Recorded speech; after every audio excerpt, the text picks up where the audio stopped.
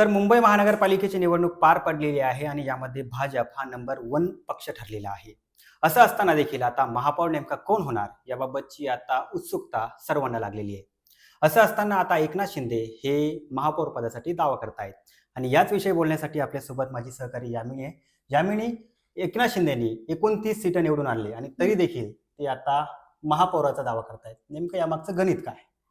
सलमान, अगदी काही वेळापूर्वी आपल्याकडे बातमी आली आहे, की ज्या ताजलँड्स इंड हो. हॉटेलमध्ये त्यांना ठेवण्यात आलेलं आहे, तिकडे एक महत्त्वाची बैठक होणार आहे एकनाथ शिंदे यांच्यासोबतची. त्याच्या मागे जो त्यांनी फ्लेक्स लावलेला आहे, हं.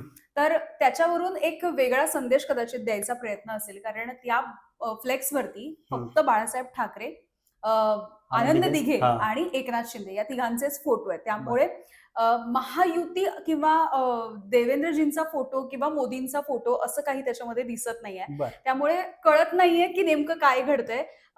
जसं पत्रकार म्हणून आपल्याला उत्सुकता आहे, तसं अगदी. अनेकांच्या मनामधली धाकधूक वाढली आहे. म्हणजे मला असं वाटतं किंबहुना की जे लोक त्या हॉटेलमध्ये असतील, जे निवडून आलेले उमेदवार आहेत किंवा जे नगरसेवक हं. झालेले आहेत, त्यांच्या मनात देखील हीच धाकधूक आहे की नेमकं काय होणार आहे. पण याच्यामध्ये एक इंटरेस्टिंग फॅक्ट असा आहे, की हं. देवेंद्र फडणवीस हे विदेशात आहे हो. आणि त्या दरम्यान आता एकनाथ शिंदेनी त्यांचे नगरसेवक हॉटेलमध्ये म्हणजे ठेवलेले लपवून आहेत. ठेवले हो. किंवा काय केलं. म्हणजे हं. एकंदरीत एकनाथ शिंदेना भीती आहे का, की त्यांचे नगरसेवक कुठेतरी एकनाथ शिंदे आपल्या उद्धव ठाकरेकडे जातील?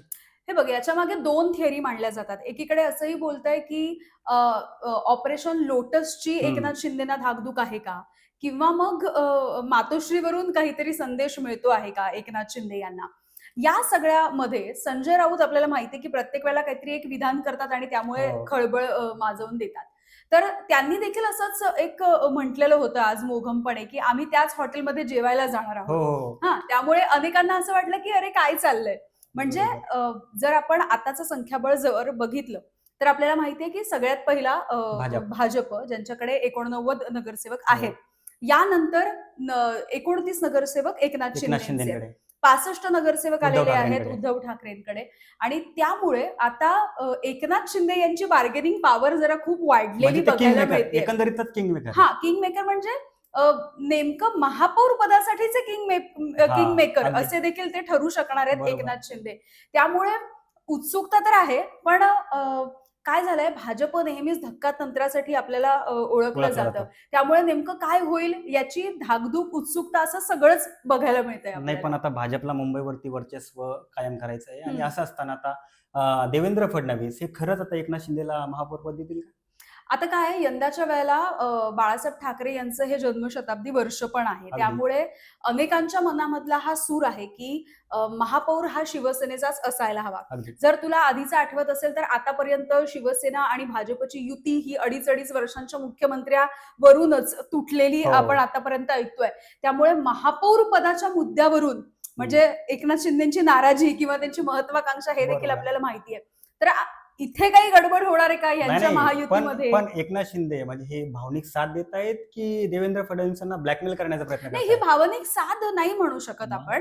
ही कदाचित बार्गेनिंग पॉवरच म्हणू शकतो आपण. कारण ही भावनिक साथ नाहीये. अ, हं. जर असं सगळं असतं, तर मला असं वाटतंय की पहिल्यांदाच मुंबईचे नगरसेवक किंवा हं. कुठल्याही राज्यातल्या महानगरपालिकेचे नगरसेवक अशा पद्धतीने दडवून ठेवण्याची किंवा सांभाळून ठेवण्याची वेळ पहिल्यांदाच आलेली आपण शिवसेनेवरती. बघतोय. पण दुसरी एक गोष्ट अशी आहे, हं, की आता उद्धव ठाकरेंकडे 65 नगरसेवक आहे. तरी हं, देखील उद्धव ठाकरे म्हणतायत, की देवाची इच्छा असेल तर शिवसेनेचा महापौर होईल. हं. यामागचं नेमकं अँगल काय आणि गणित काय होतं? आता जसं संजय राऊत यांची विधानं चर्चेत असतात आणि एक वेगळाच अँगल ते सकाळी 9 वाजता बोलून देतात. हां. त्यानंतर असं बघायला गेलं तर माध्यमांमधला पण पुढचा दिवस ठरतो आणि त्यानंतर इतर लोकं बोलू लागतात किंवा बरोबर. प्रतिक्रिया देऊ लागतात. तशीच सेम गोष्ट कालच्या पत्रकार परिषदेमध्ये उद्धव ठाकरेंनी केली हं. आणि देवाची इच्छा असेल तर शिवसेनेचा महापौर होऊ महापौर शकतो. बसेल असं त्यांनी म्हटलंय.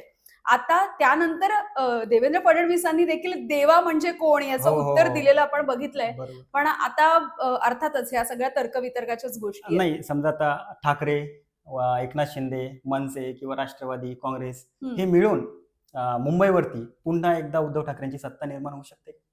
ठाकरे, मनसे आणि ठाकरे, मनसे, राष्ट्रवादी किंवा काँग्रेस हं. हे मिळून. आता काय झालंय, ज्या वेळेला म्हणजे खरं तर निष्ठा ही खूप ठिसूळ झाली आहे हम्म. किंवा लोकांना जी काय म्हणू आपण, जी आश्वासनं हम्म. निवडणुकीच्या आधी दिलेली होती ती आता कुठले पक्ष पाळतील का याची याची guarantee नाही. गॅरंटी कोणच नाही देऊ शकत आहे. बरोबर. त्यामुळे इथपर्यंत नेऊन आपल्या मतदारांना फसवणं हे शक्य होणार आहे का? कारण शिवसेना म्हणजे ठाकरेंची शिवसेना आणि काँग्रेस हे वेगवेगळे लढल्यामुळे एकमेकांच्या विरोधात लढलेले आपल्याला बघायला मिळाले होते. त्यामुळे जरी ते जिंकलेले असले, आपापल्या जे काही नगरसेवक त्यांनी मिळवलेले असले, तरी त्यांना सोबत घेऊन सत्ता ते मिळवतील का हे माहिती नाही अजून पण तरी. आता मुख्यमंत्री देवेंद्र फडणवीस दावोसला आहे हम्म. आणि मुंबईमध्ये अनेक राजकारण्याच्या एक मोठमोठ्या घडामोडी घडत आहेत. हम्म. पण आता महापौर पदाचा तोडगा नेमकं कधीपर्यंत सुटेल? काय वाटतं? अजूनपर्यंत ही सोडतच निघालेली नाहीये. हो. म्हणजे आरक्षणाची प्रवर्गासाठी. सोडत. त्यामुळे जोपर्यंत ती निघणार नाही, आता पुढचे 5 दिवस तरी मुख्यमंत्री नसणार आहेत. त्यामुळे राज्य सरकारच्या आदेशानंतर ती सोडत निघेल, नंतर पुढच्या सगळ्या गोष्टी होतील पण आत्ताच आणि नंतर किरीट होईल. सोमय्या यांनी सांगितलं की महापौर हा महायुतीमधला हिंदूच होणार आहे. पण नेमकं मग शिंदेला भेटणार नाही का महापौर? नाही, हिंदू होईल हे तर त्यांचं ठरलेलं आधीपासूनचं आहे. वाक्य आहे ना. म्हणजे कदाचित त्यांनी हिंदू महापौर होईल म्हणून मग ठाकरेंची शिवसेना आणि मनसेने तो मराठी महापौर व्हावा हा नरेटिव्ह घेतला होता. त्यामुळे बरोबर. हिंदू तर होणारच आहे. त्याच्या पुढे जाऊन मुख्यमंत्र्यांनी सांगितलं होतं की यंदाच्या वेळेचा मुंबईचा महापौर हा हिंदू आणि मराठी देखील होईल. अनेक नावं आपल्या समोर बरोबर. पण आहेत चर्चेत.